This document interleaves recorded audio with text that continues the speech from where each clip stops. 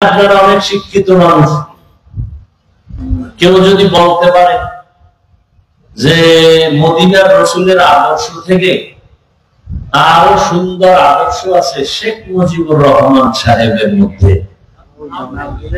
কথা বুঝেননি? নাউজুবিল্লাহ পরে বলেন, আগে নাউজুবিল্লাহ বলেন কেন?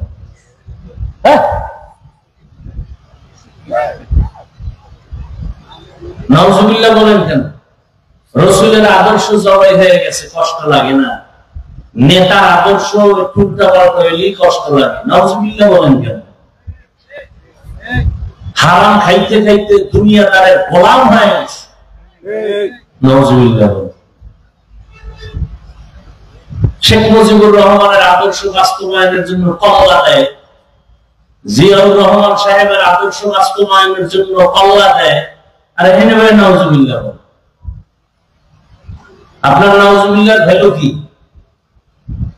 আমরা রসুলের আদর্শই যদি মানেন, দাড়ি নেই কেন, টুপি নেই কেন, নামাজ নেই কেন, পর্দা নেই কেন, সুদ খান কেন, ঘুষ খান কেন, বেপরদায় চলেন কেন? ফট করে নাউজুবিল্লাহ বলে ফেললেন। সমাজে সুদের ব্যবসা চলে কেন, ঘুষের ব্যবসা চলে কেন, মানুষ হত্যা করা হয় কেন, মানুষের বাড়ি গাড়িতে ডাকাতি আর জুলুম করা হয় কেন?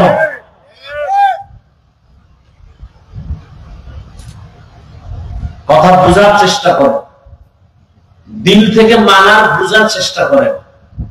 আপনিও মুসলমান, আমিও মুসলমান। আপনার আল্লাহ আমার আল্লাহ না দুই? আপনাদের নবী আমার নবী, আপনাদের কোরআন আমার কোরআন, আপনাদের কাবা আমার কাবা, আপনাদের ধর্ম আমার ধর্ম, আপনাদের কালেমা আমার কালেমা। তাহলে আপনাকে দাড়ির জন্য আমাকে বয়ান করতে হবে কেন? নামাজের জন্য আপনাকে বয়ান করতে হবে কেন? যেখানে এত মানুষ বসছেন, নাই নাই এর মধ্যে যারা বসছেন, এর মধ্যে বহু মানুষ ফজর করেন নাই, জোহর করেন নাই, আসর করেন নাই, মাগরিব করেন নাই, এশা করেন নাই। মস্কারি করেন না? রাসূল বলেন বেঈমানেরা নামাজ পড়ে না, মুমিন যারা নামাজ ছাড়ে না। আপনি কি নিজের হিসাব মিলায় নেন তাড়াতাড়ি?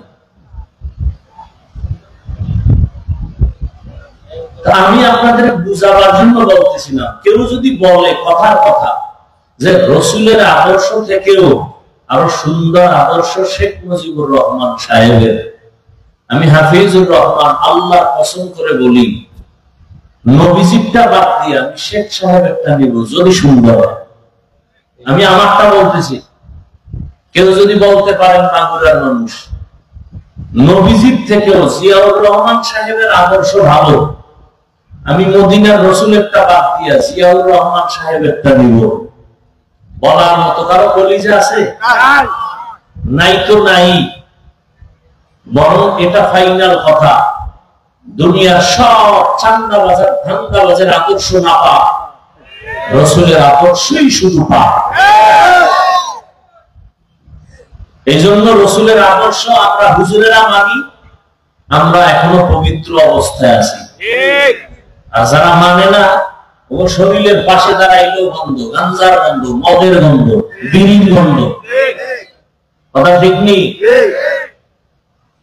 এরপর তোর কলিজা না পা, দেমাগ না পা, খানা খাইয়া টানে মদ, ব্যবসা চলে সুদ, 24 ঘন্টা সেকেন্ডে সেকেন্ডে সেকেন্ডে অল টাইম।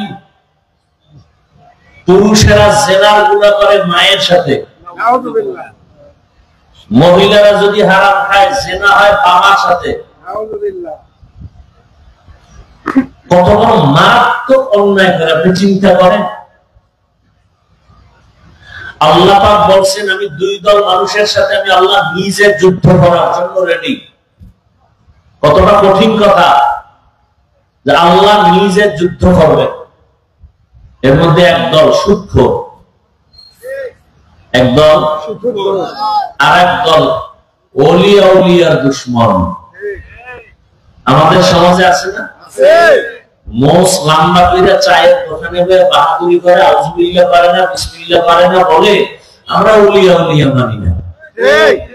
সারা বাংলাদেশে বলেছি, আল্লাহর জাতের কসম করে আজও বলে গেলাম, যারা বলে উলিয়া উলিয়া মানি না, এরা কোরআন মানে না, বুখারী শরীফ মানে না, এরা ভণ্ড। এদেরকে যারা ভণ্ড বলে না, তারাও ভণ্ড। আমার এই কথা সন্দেহ করলো তার ইমান দুর্বল হয়ে যাবে। এই জমিনে যারা উলিয়া উলিয়া মানে না, এরা কোরআনও মানে না, বুখারীও মানে, তাহলে এরা হক না বাতিল? এদেরকে যারা বাতিল বলবে না, তারাও কি বাতিল। তবে ওলিয়া উলিয়ার সাথে যারা দুশমনি করবে, আল্লাহ নিজে বলেন বুখারী শরীফে, রাসূল আপনি বলে দেন আমি আল্লাহ নিজে রেডি তার সাথে যুদ্ধ করব। কতটা মারাত্মক সতর্কবাণী। আব্রাহাম লিঙ্কনের আদর্শ না পাও, মাও সেতুনের আদর্শ না পাও, লেনিনের আদর্শ না পাও, কার্ল মার্ক্সের আদর্শ না পাও, এক কথায় দুনিয়ার সবার আদর্শ না পাও, রাহমাতুল লিল আলামিনের আদর্শই কি কেমন পাক বুঝার চেষ্টা করো।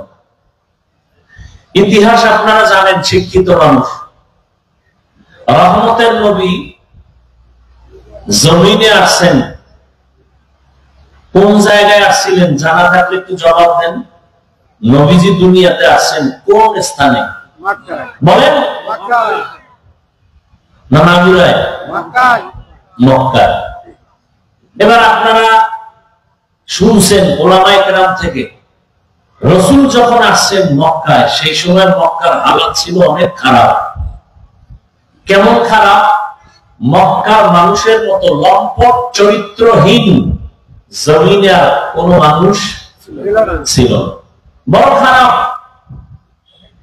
এগুলো বিস্তারিত বিবরণ দেওয়া সময় নাই, দরকার নেই। এক কথায় মক্কার মানুষ ছিল পৃথিবীর নিকৃষ্ট চরিত্রহীন লম্পট। কতটা খারাপ ছিল!